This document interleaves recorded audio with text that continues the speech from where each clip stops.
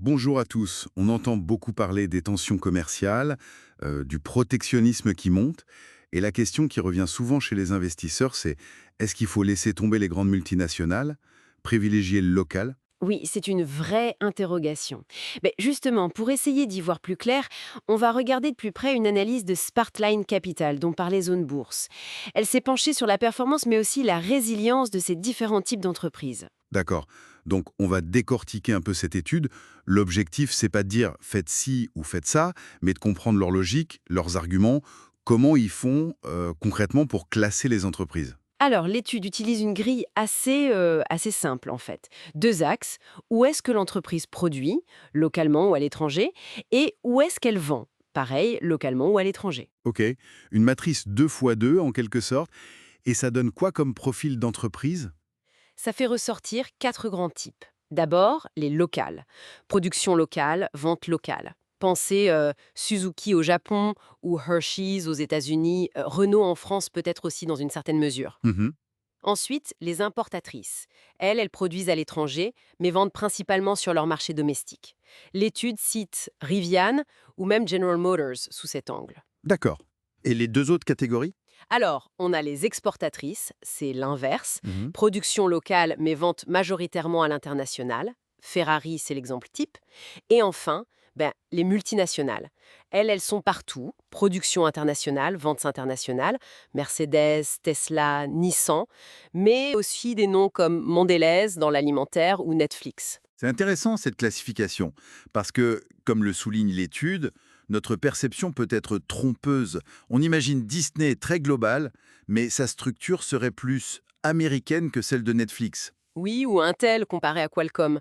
Les apparences peuvent masquer des réalités opérationnelles différentes. Tout à fait. Mais au-delà de ranger dans des cases, la question clé, c'est qui performe le mieux?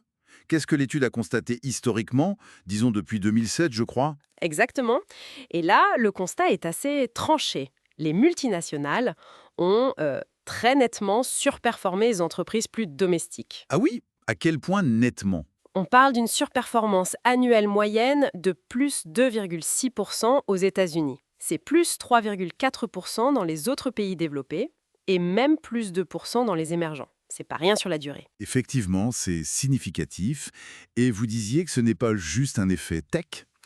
Ça concerne tous les secteurs. Oui, c'est ça qui est important. La tendance est générale, même quand on ajuste pour les différences sectorielles. L'étude explique ça par des fondamentaux économiques, Supérieur, c'est-à-dire. meilleur retour sur capitaux propres, le fameux ROE, Ouais. des marges nettes plus élevées, des marges de free cash flow aussi. En gros, elles sont structurellement plus rentables. On imagine bien pourquoi. La diversification géographique, ça aide à lisser les cycles économiques, les économies d'échelle aussi sur la R&D, le marketing. Tout à fait. Et il y a aussi l'optimisation de la production. On va produire là où c'est moins cher ou là où il y a une compétence particulière. Sans oublier l'optimisation fiscale, parfois via les filiales étrangères. Oui, l'Irlande, ce genre de choses. Voilà. Et puis, il faut aussi dire que gérer une boîte mondiale, ça demande souvent une équipe de management très solide. C'est une complexité en soi. D'accord. Ça, c'est pour la performance passée. Mais aujourd'hui, avec les risques géopolitiques, les chaînes logistiques perturbées, est-ce que cette taille mondiale ne devient pas un risque, un fardeau? Comment l'étude mesure la résilience? C'est le point crucial maintenant. Et l'étude donne des exemples assez parlants. Il compare Caterpillar et Cognizant. Caterpillar, les gros engins joints, on imagine ça très exposé au commerce mondial, non? Justement, en apparence, oui, mais l'étude montre que leur production est en fait très diversifiée géographiquement. Et surtout, elle est très alignée avec les marchés où ils vendent. Leur score d'alignement entre production et clients est de 89%, très élevé. Ah, d'accord, donc ils produisent près de là où ils vendent, en gros. C'est l'idée. Ce qui les rend, paradoxalement, assez résilients.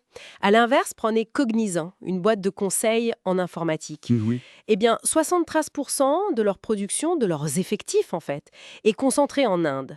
Mais 75% de leurs ventes se font en Amérique du Nord. L'alignement est très faible, 27% seulement. Je vois. Et là, le risque est plus grand. Bah oui, vulnérabilité aux tensions commerciales, aux variations de change, même à des tensions régionales spécifiques, comme entre l'Inde et le Pakistan, mentionne l'étude. L'idée forte, c'est que la résilience, on peut l'évaluer avant la crise, en regardant cette structure. Donc être global ne suffit pas. C'est comment on est global qui compte. La structure interne est clé. C'est une nuance importante. Est-ce qu'il y a d'autres facteurs qui protègent ces multinationales? Oui, un autre point intéressant de l'étude, le poids des actifs intangibles. Les marques fortes, les brevets, la R&D, le savoir-faire. Les multinationales en ont souvent beaucoup plus. Et l'avantage de ces actifs, C'est qu'ils passent mieux les frontières. Plus difficile de mettre un droit de douane sur une marque ou un algorithme que sur une voiture. c'est exactement ça.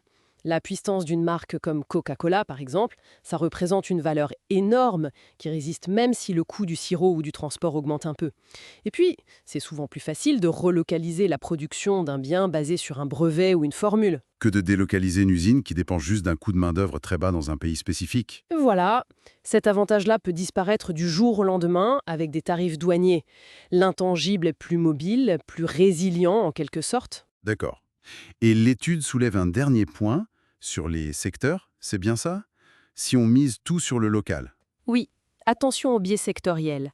Si on se dit « je ne veux que du local », on risque de se retrouver très exposé à des secteurs comme les utilities, eau, électricité, l'immobilier local, les banques régionales, les télécoms. Des secteurs parfois jugés moins dynamiques. Souvent moins dynamiques. Oui. Et on passerait à côté de secteurs souvent plus porteurs, mais aussi plus globalisés par nature. La technologie, la santé, une partie de la consommation dite discrétionnaire. Donc pour résumer un peu, oui, il y a des tensions, de l'incertitude. Mais cette analyse montre que, historiquement, les multinationales ont plutôt bien tiré leur épingle du jeu. Grâce à quoi? Des fondamentaux solides, des avantages de taille et une certaine forme de résilience. Surtout pour celles qui ont bien aligné production et vente. L'approche tout locale n'est peut-être pas si simple. C'est ça. L'étude nous donne surtout des outils pour regarder plus finement, pour aller au-delà de l'étiquette multinationale ou locale et analyser la structure réelle de l'entreprise. Et ça nous amène peut-être à une dernière réflexion. La question n'est peut-être pas tant de choisir entre local et multinational, mais plutôt d'identifier parmi les multinationales celles dont l'organisation interne, cet alignement production-vente dont on parlait, le poids de leurs actifs intangibles les rend finalement les mieux équipés pour affronter les incertitudes de demain. Peu importe la nature exacte de ces turbulences, qu'elles soient commerciales, géopolitiques ou autres. Qu'en pensez-vous ?